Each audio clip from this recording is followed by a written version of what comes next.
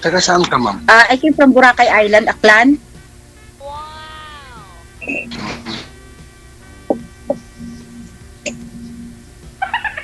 Ayaw mo sa Aklanon, sir? Nasa Canada yan ngayon si ma'am. Pero tubong ano yan? Aklan. Hindi, may hinalam po kasi signal niya. Sir, takot po siya sa taga-Aklan. Oo nga, ahaw. Okay man itong Aklan, ah. Oo. Oo. malapit lang sa ano, Boracay. Opo, mainland po kami. Okay. Baba niyo po muna, ma'am. Tawagan natin ulit. Siya, sige sir. Salamat. Okay.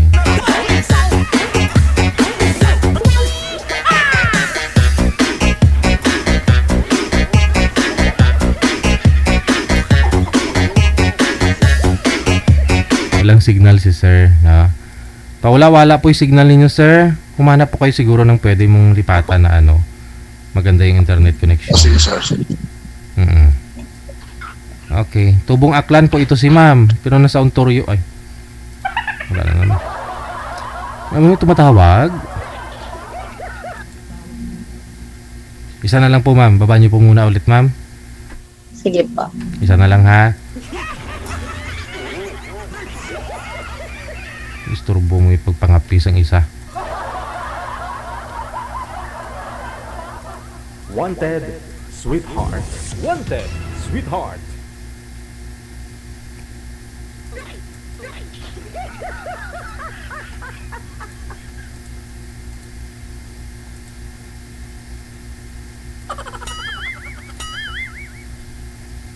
Wala na. Hindi na nila sinasagot pareho. Ayun. Saan po kayo pumapasok, ma'am? Sa hotel po, sir. Bali, papasok po kayo ng alas 2 hanggang alas 10 ng gabi, ganun. Alas 3 po ng madaling araw po yung out ko, pa alas 3, ganun. 2:30, mag-out na po. Pero anong oras po ipasok mo? Minsan po kasi, depende rin po kasi sir, pag marami po yung mga bata. Bakit bata? Mga bata po yung binabantayan namin, sir.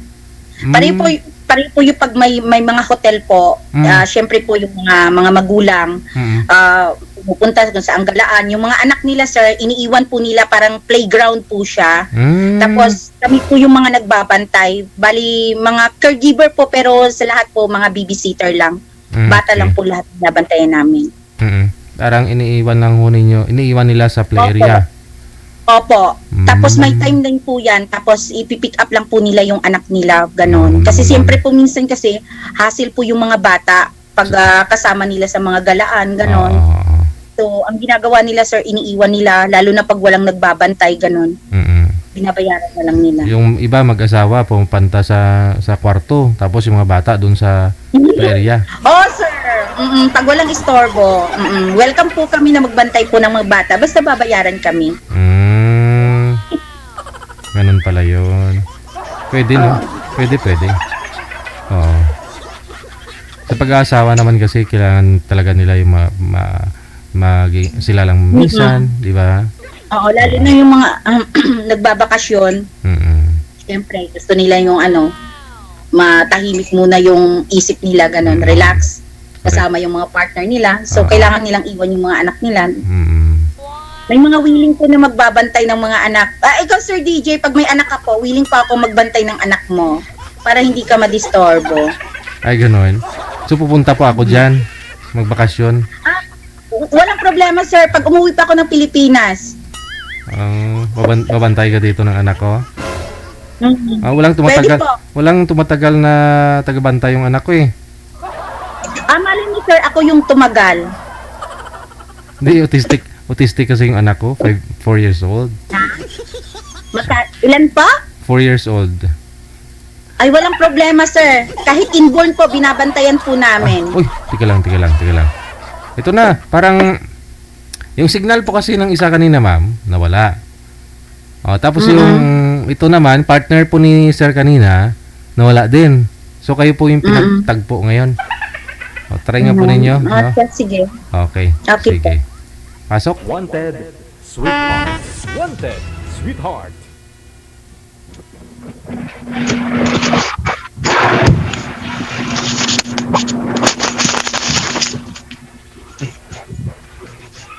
Hello sir, good morning. Ay, good morning. I think afternoon yata dyan sa Pilipinas eh. Oo, afternoon. Nasaan ka ngayon? Ontario po. Mm. Ilang taon? 39. Um,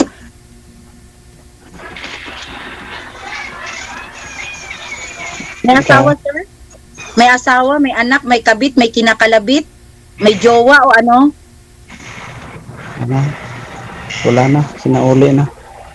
Sinauli din. May uso pala ngayon sa ulian, no? Oh, Sa akin sir, hindi ko sinauli. Ano?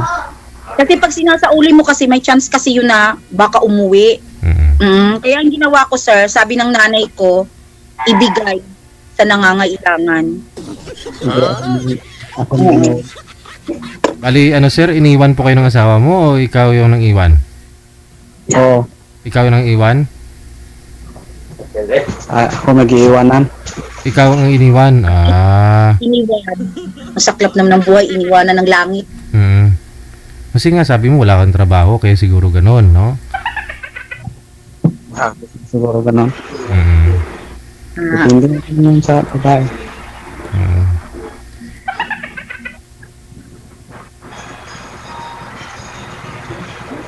Anong trabaho mo dyan, ma'am?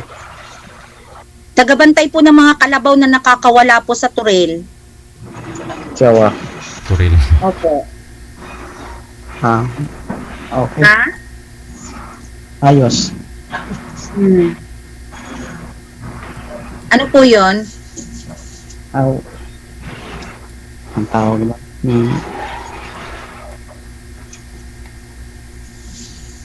Kasal po kayo dun, ma'am. Ano yung sasabihin mo sir, mapipiyok ka niyan. Ilang taon ka? 37 po. 39. Okay. Taga saan? Mindanao dito ako sa Manila. Nasa Manila. Pero sa Cavite. Sa Cavite. Saan sa Cavite? Koor. Bacoor. Ay, kuya. Kita-kits pag sinuwerte ka. Kita-kits pag sinuwerte ka. Diyos mio, Marimar Santissima Trinidad.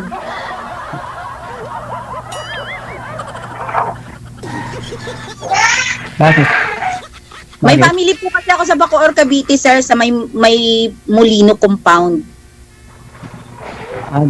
Dito na ako sa sa San Nicolas, Cavite. Malapit lang, walking distance.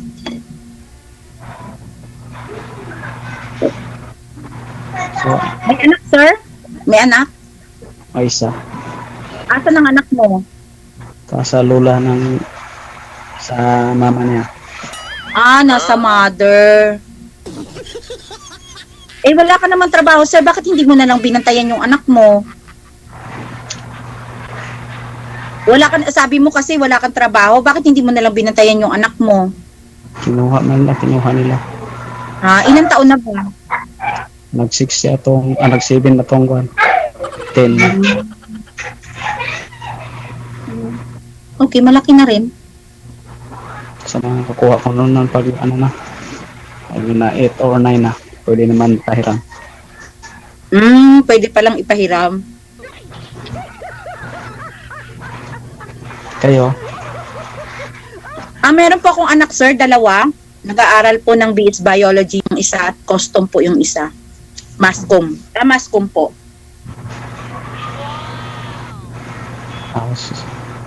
Nasa Oo. Kolehiyo po. Nasa yung, Pilipinas po, syempre. yung papa nila. Nalunod sa sabaw, sir. Sabi niya kasi sa akin dati, mababaw daw kasi yung balon, kaya gusto niya yung sumisisid talaga siya yung magkalaliman. So sabi ko, sige, isisid mo, baon mo hanggang ulo.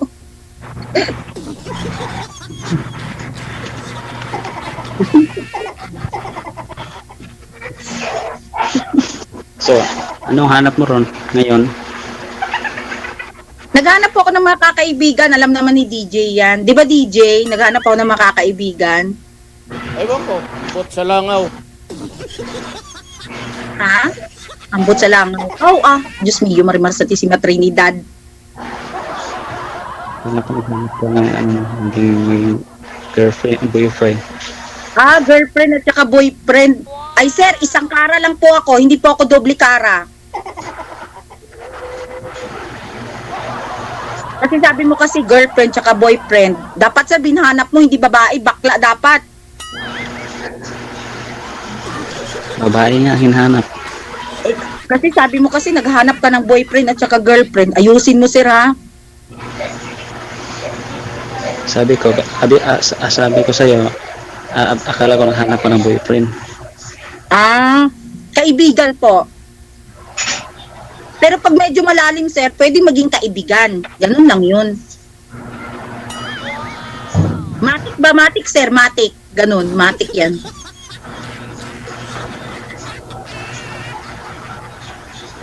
Malalaki na po anak ko sir, 18 years old.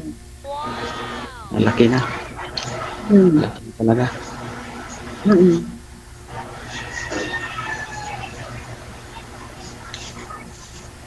Kailan ka uwi? 5 years po yung kontrata ko sir, kaya lang medyo matatagalan pa. May 4 na taon pa pong paghihintay. Ingat ka palagi dyan. Walang problema sir, always ako nag-iingat.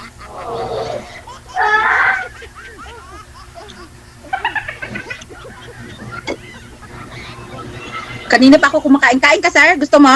Pizza? Malayo naman. Masarap to. Pero mas masarap ako nito kala mo lang. Malayo kasi.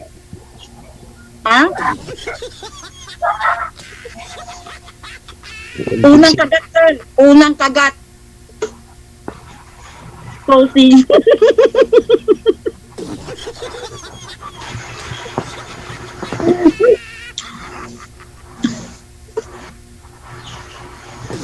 Kasi naghahanap ako eh. Ano sir? Naghahanap ako. Naghahanap ka. Sir, walang problema sir. Maghanap tayo.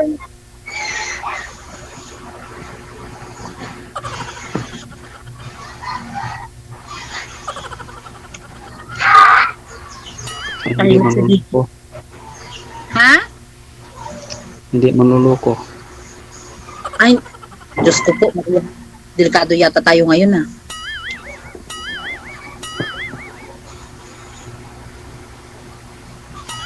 Ay kasi sir, alam mo kasi pag may manluloko, may nagpapaloko talaga yun sir. Kaya hindi mo sabing hindi ka makakahanap ng hindi manluloko kasi nga sa umpisa pa lang mayroon ng manluloko, mayroon nagpapaloko. So, no perfect po. At saka hindi mo kasi hawak yung utak niya Pag ganyan sir, suggestion ko po sa iyo, pag ganyan yung hinahanap niyo mga perfect, si Siri po kausapin ninyo sir. Magaling yun siya maghanap. Oo sir. Yung si Siri, kilala niyo po yon? Si Siri po kasi lahat ng itatanong mo, sasagutin niya. Lahat ng hahanapin mo, ituturo niya. So ayaw mo sa akin.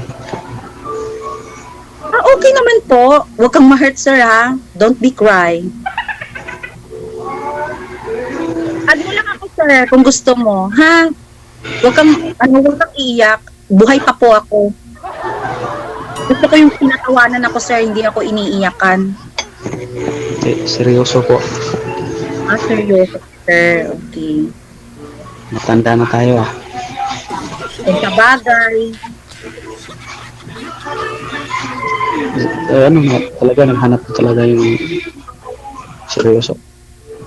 Hindi naman.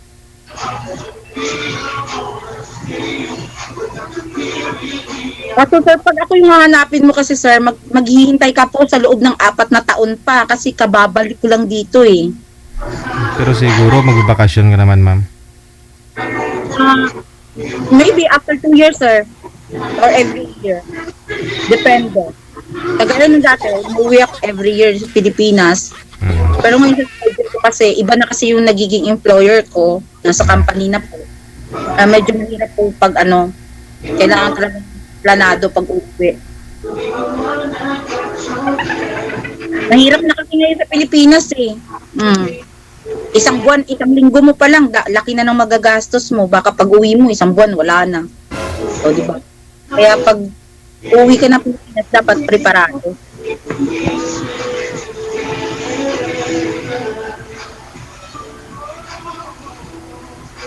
Kasi sir, kung willing ka maghintay for the 4 years, willing ka naman siguro pumunta ng Boracay. Siya na lang papuntahin mo dyan, ma'am, sa inyo. Ngayon, sa Canada. Para may trabaho si sir. Hindi pa po kasi ako nakakuha ng PR, sir. Oo, bago pa lang po kasi ako dito. Tsaka medyo mahigpit ngayon yun, no? Po ako po, sir. Oo. I'm willing to help.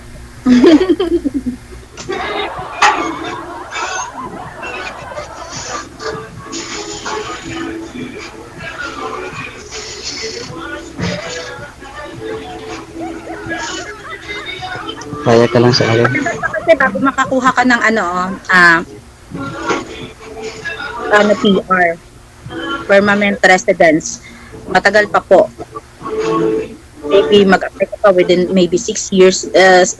I think 6 months, I think. Para sa processing ng papers. Pero maganda. So tanggap mo ako ngayon sa'yo. At tatanggapin muna kita bilang isang kaibigan, sir, or nakikipagkakilala ka muna sa akin bilang kaibigan. Hindi ko naman kasi ma-make sure na, oh, yes, I do, ganon. Grabe naman kayo, mabilis pa sa alas 4. Diyos mio, Marimar Santissima Trinidad. Buhay pa kayo. So may pag-asa naman pag ganon. May pag-asa po kayo makipagkaibigan sa akin, sir. Wala pong problema. Okay. Okay, intindihan ko, ma'am. Okay, sir. Maunawaan ko po yung situation ninyo. Kung makikipagkwentuhan, ganun lang. Walang problema po. Kasi gusto ko nang talaga umakyat dito, pero kasi ngayon lang ako kasi paano ba sumali dito para makahanap ng kahapon tinatawagan ko kahapon kasi hindi ko na kasi yung signal ko na wala. Weak yung signal ninyo.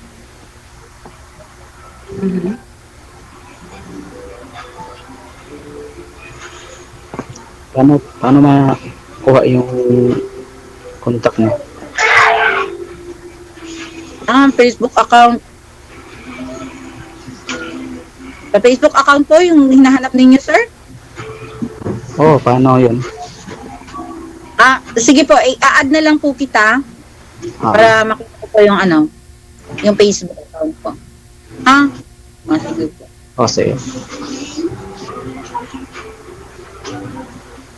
Ano po ba gusto mo sa isang babae, sir? Ano po gusto mo maging, yung may stable na trabaho, o yung ano po ba? Simple lang. Ay malayo, malapit sa'yo. Kasi malayo to si ma'am, sobrang layo. Oo nga, gusto ko 12 hours po yung difference natin, sir. Pero kung gusto talaga ninyo, sir, i-give up ni ma'am yung trabaho niya dun sa Canada, tapos maghanap ka na ng trabaho dito sa Pilipinas, sir, pag ganun. Kasi ngayon wala po kayong trabaho, di ba? Oo. Kailangan, bago mo pa pauwiin si ma'am sa galing Canada, may trabaho ka na po dito sa Pilipinas. True.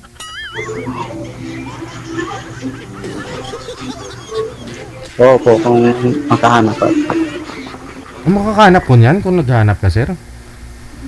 Makakahanap ka po niyan. Ako po kasi, na-respect na po ako sa mga anak ko. Anak ko rin naman po yung nag-o-offer sa akin na, syempre, to find someone, ganon, mga anak ko. Kasi syempre, sasabihin kasi nila na hindi permanent mama kami. Siyempre, mga dalaga na. Maybe someday, mag-aasawa na yan sila. Ngayon, siyempre, yung papa nila, meron na rin namang raised na ibang family. May anak na rin sa, kinakasama niya. So, that's why nagtatry ako, makausap, ganon. Serious na lalaki. Yung willing sa tinatawag na pamilya, ganon ba? Saka, siyempre, may trabaho. Di naman isipin mo, sir, na mataas ang standard nitong babae na to, good quality hinahanap. No, hindi po. Responsable pong lalaki hinahanap ko, sir. Yung marunong sa buhay. Yung hindi lahat na iaasa sa babae lang. Kasi nga, iba kasi karamihan, single mom, marunong to sa buhay. Ganyan kasi iba karamihan iniisip. Also sa mga OFW na mga kagaya ko, karamihan po kasi talaga mga bata pa yung iba. Dinidiskartihan is mga OFW karamihan. Single mom. Ganon. Kasi nga, iniisip nila na single mom, magaling to sa relasyon, natututo na. Yung sa akin lang naman is, ang gusto ko lang naman, yung responsable, marunong sa buhay. Tanggap ako kung ano ako, tanggap yung mga anak ko, more than me. Also, sabi ko, naghahanap ako ng lalaki na kung yung pagmamahal sa akin, gusto ko na masigit yung pagmamahal niya sa akin sa mga anak ko. Kasi, tama po. pag makikita ko na hindi worth it yung anak ko para sa kanya, 100% sir, kaya kitang i-give up, pipiliin ko ang anak ko. Ganun ako. So, ayoko rin po ng joke. Ayoko rin naman ng laro. Kung hanghanap is seryoso sa buhay, hindi mo na po ako kailangang turuan. Kasi kaya ko pong i-manage yung sarili ko more on the 16 years as a separated. Kaya ko po na binuhay yung mga anak ko sa sarili kong kayod. Kaya kong sinuportahan, mapaaral na magandang edukasyon yung mga anak ko. Kaya, ika nga may kasabihan na di bali walang jowa, importante may trabaho. Saka wag mong hahamunin yung babaeng marunong dumiskarte sa buhay kasi hindi takot yan na mawalan ng lalaki. Mas takot ako mawalan ako ng trabaho at mawalan ako ng pera, sir. Tama kayo. Tuloy ang laban as a single mom. Shout out sa lahat ng mga single mom na nanonood ngayon. Napaka-proud ako para sa inyo. Saludo ako sa pagiging single mom natin. Hayaan natin yung mga lalaking irresponsable, hindi tayo kayang buhayin. Kayang-kaya naman nating tumayo sa sarili nating mga paay. Taguyod lang natin ng maayos yung mga anak natin, walang problema. Maybe someday na, I'm proud to be my mom. Yan, nakakataba ng puso na sasabihin ng mga anak natin na proud sila sa mga mama. Also din sa mga single father, hindi lang naman lahat sa mga single mom. Kaya nga sana sir, ako sa'yo, syempre wala ka pa namang work. Dapat sana kahit na papano, lilingunin mo yung anak mo sir. Kasi darating yung panahon na pag hindi mo yung ginawa, maiitsapwera ka rin sa atensyon ng anak mo. Kahit ni kukunting bagay, bigyan mo siya ng atensyon. Kahit papano, suportahan mo, sa abot ng makakaya mo. Nakakaya nga namin mga babae. Ikaw pa kaya na lalaki ka. Yung lakas ninyo sir, more than 3 times para sa amin, sa kakayahan namin ng babae. Kaya, kung ako magkamatayan, hindi ko ibibigay anak ko. Dapat ganun ka sana. To be being a responsible papa sa anak mo. Only one lang yan. Hindi mo pa na kung ako sa'yo, kinuha ko eh.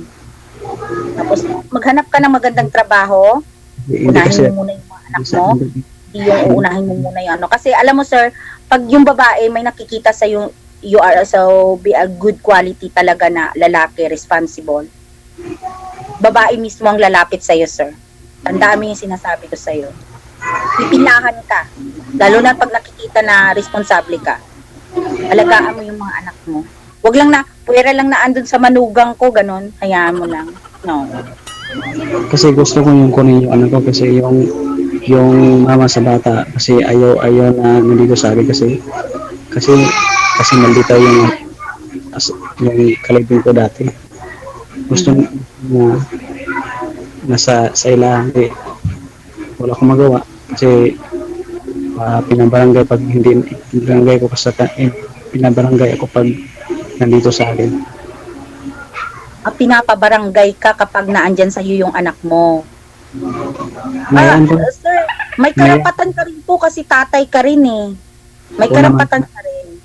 oo na, pero hindi, ayoko nagulo na, gusto ko lang ano, Ay, kung para sa akin sir na as a ma'am, hindi ka ipapabarangay kung wala siyang nakikita sa yung mali eh.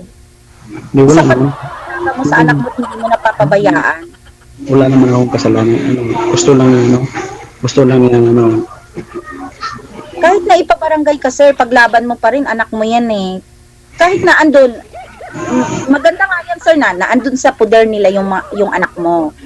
Pero yung responsible mo sa anak mo, kailangan panindigan kahit na andun sa kanila. Pabor din yan sa'yo sir.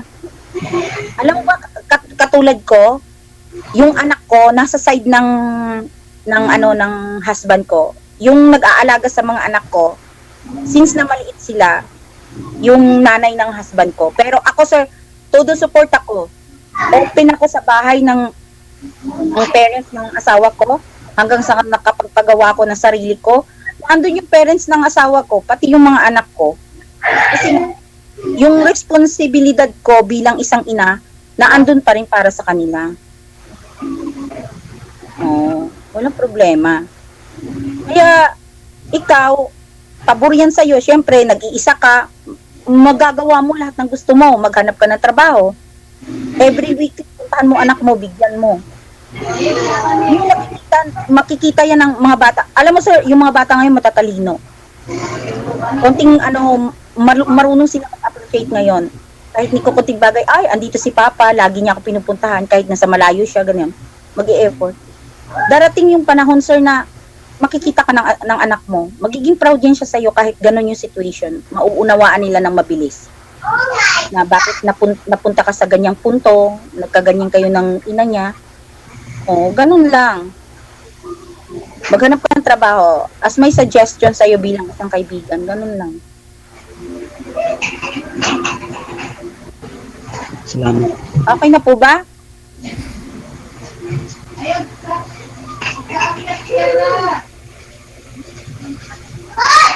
I-add mo na lang ako. Ha? I-message na lang ako. Okay. I-message ko na daw siya, Sir DJ. Okay na rin na po yung ano. Ano yung masasabi nyo, sir? Ano pong may gusto po ba kayong bitawan? May gusto po ba kayong sabihin kay ma'am? Okay naman kami. Tapos na kami po siya. Ay, ganon. Mahina yung boses, hindi ko masyadong marinig. Para makaakyat para may makaakyat na iba. Okay na kami, DJ. Wala pong aakyat na iba, sir eh. Kayo lang yung guest ko eh.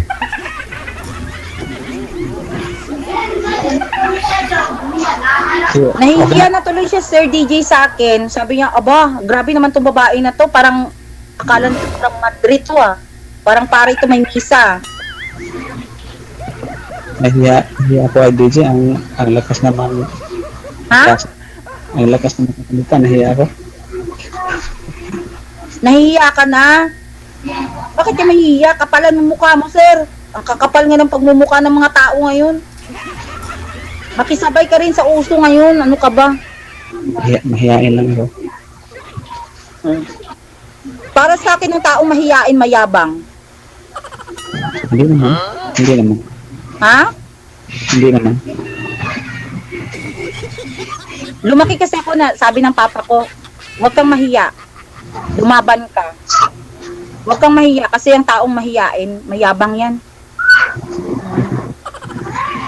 Mataas ang pride.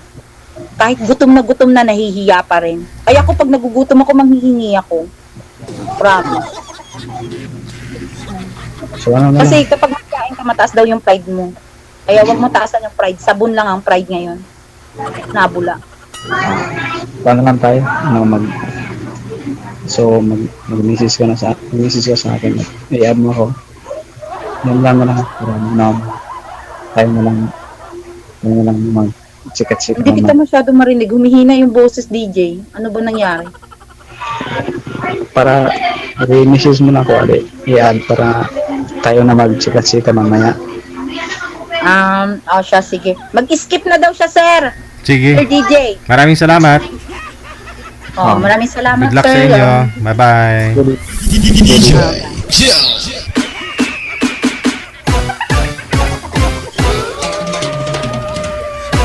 Oras natin, we got 35 minutes after 3, after 2 na ng hapon, Philippine Standard Time.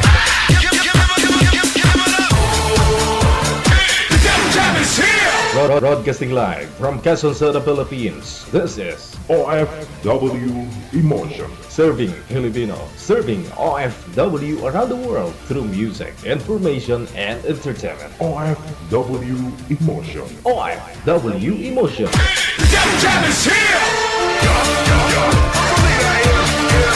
OFW TV Radio.